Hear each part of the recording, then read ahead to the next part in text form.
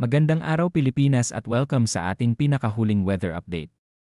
Kung may plano kayong bumiyahe, pumunta sa dagat, o may mga gawain sa labas ngayong araw, manatiling nakatutok dahil ibabahagi natin ang lagay ng panahon sa buong bansa para sa susunod na 24 na oras. Batay sa 24-hour public weather forecast na inilabas alas 4 ng umaga ngayong ika-14 ng Marso 2026, ang pangunahing weather system na nakakaapekto sa buong Pilipinas ay ang Northeast Monsoon o mas kilala bilang amihan. Ang amihan ay nagdadala ng malamig na hangin mula sa hilagang silangan at nagdudulot ng maulap na kalangitan at paminsan-minsang pag-ulan sa ilang bahagi ng bansa. Simulan natin sa mga lugar na mas direktang naapektuhan ng amihan. Sa Bicol Region kabilang ang Camarines Norte, Camarines Sur, Albay, Sorsogon at Catanduanes pati na rin sa Aurora, Quezon, Marinduque, Northern Samar, Eastern Samar at Dinagat Islands. Inaasahan ang maulap na kalangitan na may mahinang pag-ulan. Ang mga pag-ulan na ito ay dulot ng Northeast Monsoon. Sa ngayon, ang mga pag-ulang ito ay inaasahang magiging mahina lamang kaya wala namang inaasahang malaking epekto sa mga lugar na ito. Para naman sa Metro Manila at sa natitirang bahagi ng bansa, inaasahan ang partly cloudy hanggang cloudy skies o bahagyang maulap hanggang maulap na kalangitan na may isolated light rains.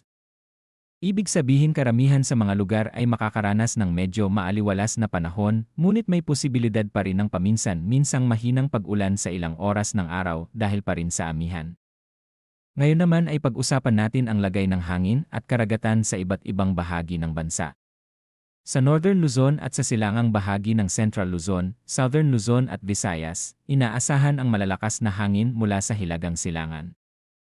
Dahil dito ang kondisyon ng karagatan ay magiging raw o maalon na may taas ng alon na umaabot mula 2.8 hanggang 4 na metro.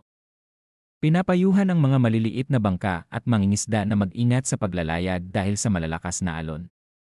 Sa silangang bahagi ng Mindanao, inaasahan naman ang moderate hanggang strong na hangin mula hilaga hanggang hilagang silangan. Ang coastal waters dito ay magiging moderate hanggang raw na may taas ng alon mula 2.5 hanggang 4 na metro. Kaya mahalaga rin ang pag-iingat sa mga baybayin at sa mga mangingisda na pumapalaot sa dagat.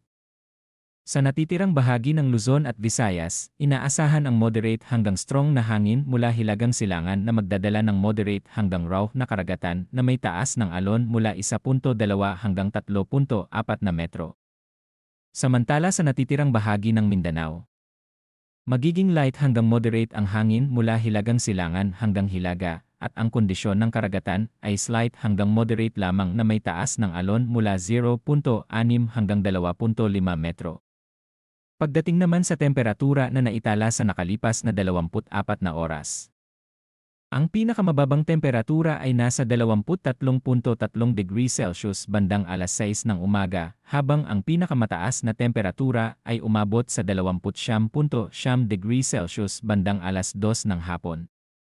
Samantala ang relative humidity ay naitala sa pinakamababa na 46% bandang alas 2 ng hapon at pinakamataas na 85% bandang alas 2 ng madaling araw. Para naman sa astronomical information sa Metro Manila, ang pagsikat ng araw ngayong araw ay alas 6:05 ng umaga at ang paglubog ng araw ay alas 6:06 ng gabi. Ang moonrise ay alas 2:26 ng madaling araw at ang moonset ay alas 1:52 ng hapon. Ang moon illumination ngayon ay nasa 22%. Sa kabuuan, patuloy na nakakaapekto ang Northeast Monsoon o amihan sa buong bansa na nagdadala ng maulap na kalangitan, paminsan-minsang mahinang pag-ulan at malalakas na hangin lalo na sa mga baybayin ng Luzon at Visayas. Pinapayuhan ang lahat na manatiling updated sa mga susunod na weather advisories at maging maingat lalo na sa mga lugar na may malalakas na hangin at alon. Iyan ang pinakahuling weather update. Maraming salamat sa inyong panonood at manatiling ligtas ang lahat.